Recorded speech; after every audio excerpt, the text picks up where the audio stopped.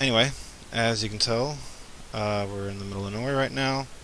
I generally don't play on creative mode, but for this purpose, I'm doing so just to make it easier to get around and showcase these my kind of feats and everything like that.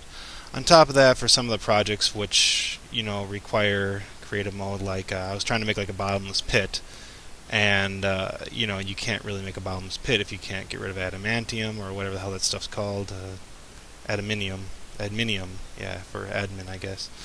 And and I got rid of it, and I worked on that, and I might actually show you what I got going on there. My problem is that I'm extremely ADD in my projects, and I tend to just start a whole bunch of things and leave a lot of other stuff kind of half finished and everything.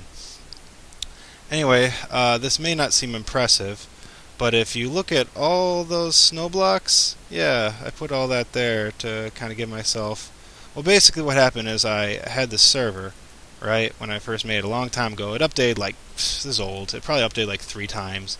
And for some reason, this desert biome, which I first constructed my base, which is going to be up there in a bit, suddenly turned into a massive snow biome, and it turned this entire desert into snow, and it's super huge, and it's pretty obnoxious. All the water became frozen, and I guess, at the end of the day, I kind of like it. I did some reconstruction, but I kind of like the whole idea that I live in a snow biome, because it adds a little extra texture to the structures that you make and everything.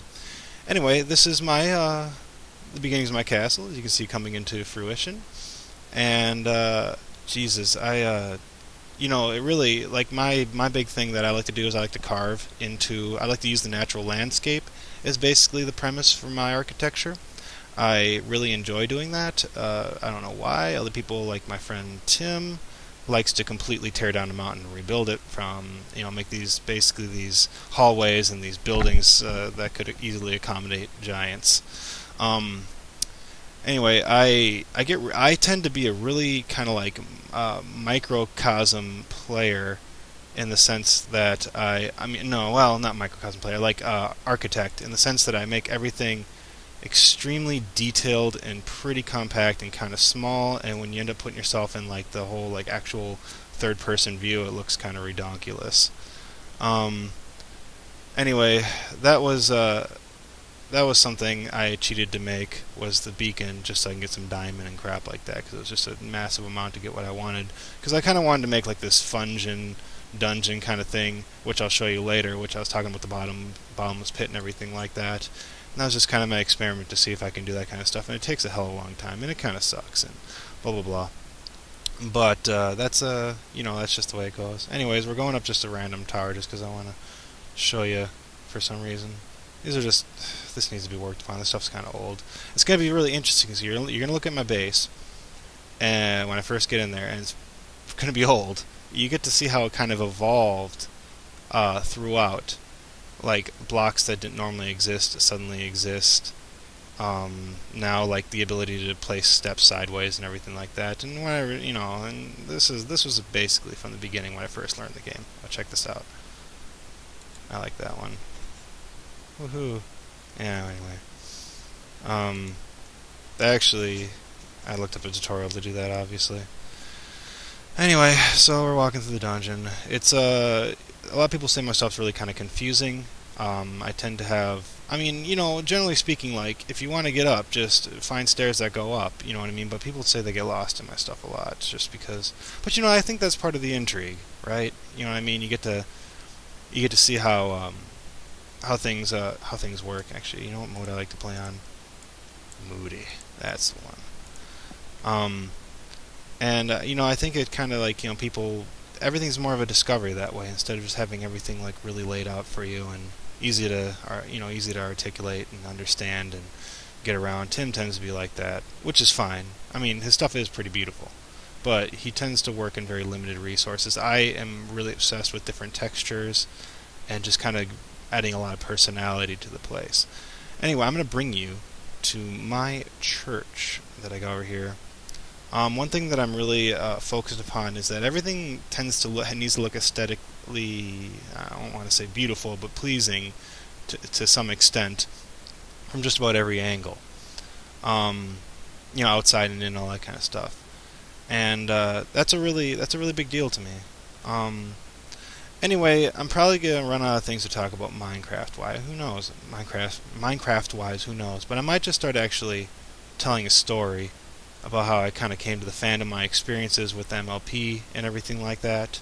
My little pony. Yep, I'm gonna do that because this is my cousin's over there sneering at me, and and just generally kind of laying that out because I've had some pretty good experiences, and I think they're fun stories to tell. And people like stories, right? So, anyway, I'm just gonna kind of let this. I'm just gonna show and tell, or not tell, but tell stories. Anyway, I first kind of got into the fandom. Gosh, probably halfway through season 1, pretty early, all considering. One way or another, I don't know how I ended up kept on getting there, but I get to Equestria Daily.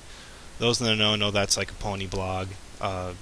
That just kind of like, it was pretty much the first. It was the hub for all the people who want anything pony to go. And the guy is pretty OCD, so he kept on top of things really well, which is good. Really awesome resource for many people. Now there's tons of other resources. I would say Equestria Daily is debatably still the largest resource for pony information and all that kind of stuff. But who knows? Anyway, so I got linked there a couple times, and I never really thought much of it. I'm like, what the hell? I don't know.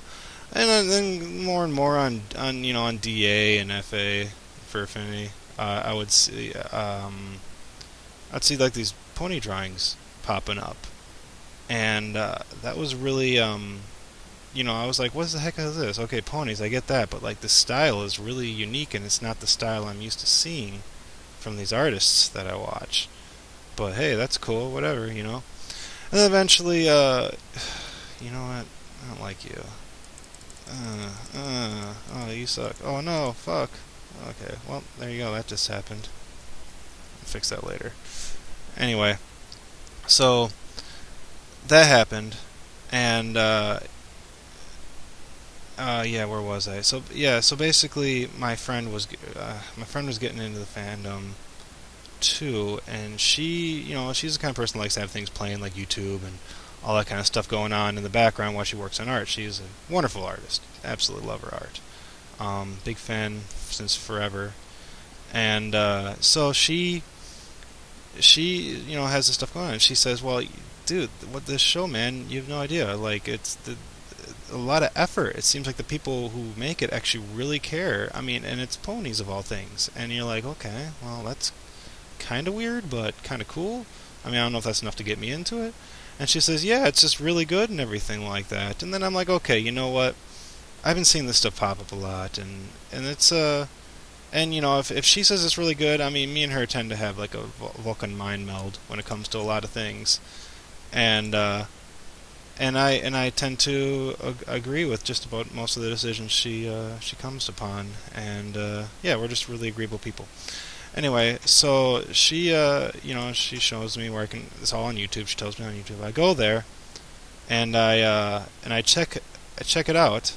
I don't know episodes. I didn't go in order or anything like that. I just kind of started watching some. I was like, wow, that was something. I mean, it didn't change my life or anything like that, but I felt pretty good after watching that. That felt pretty good.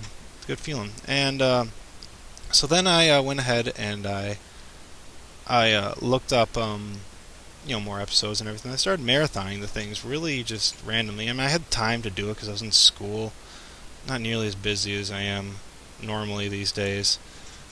But well, actually not these days, but like just in general. And so I went ahead and I watched a bunch of the just everything pretty much at once. I mean, and funny enough, everybody says they started the fandom with like the pilot episodes, the first two. I thought those were kind of like they're kind of out of place. They're kind of weak, all considering. Even though I think Lauren Faust is awesome, she did write those episodes. But the premise didn't go along with what Hasbro actually wanted of just having these episodes that can stand apart. And I really I do agree with that. I think a lot of people do. But who knows what happens if it went in Lauren Faust's kind of Sailor Moon direction. Anyway, so she she goes ahead and she